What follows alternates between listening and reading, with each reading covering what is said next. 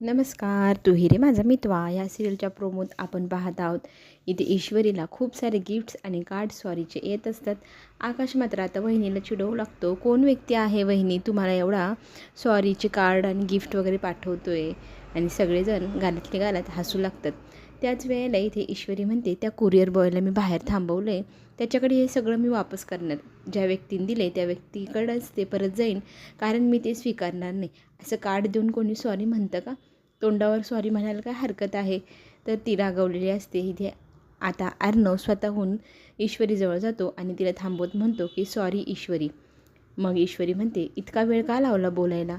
एवढे कार्ड्स वगैरे पाठवत होतं, जड जात होतं का तुम्हाला हे सगळं बोलायला? आणि काल खरंच तुम्हाला काय झालं होतं? तुम्ही असे एवढे नशेत धुंद कसे काय झाले? त्यावेळेला तो म्हणतो, मी असं काहीही केलेलं नाही. मला लावण्याने येऊन त्यावेळेला कॉफी दिली होती. ती कॉफी पिल्यानंतर मला काय झालेलं काहीही आठवत नाही.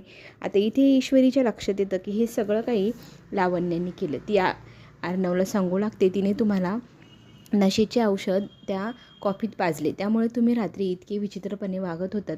हे सगळं त्या लावण्याचं कारस्थान आहे. त्या लावण्याला आता मी सोडणार नाही, तिला चांगलाच धडा शिकवणार, असं म्हणत ईश्वरीने आता पण घेतला आहे लावण्याला धडा शिकवण्याचा. चला तर मग पुढे काय होणार पाहण्यासाठी सिरियलला लाईक करा, सबस्क्राईब करायला विसरू नका. आपण पुन्हा भेटू. धन्यवाद.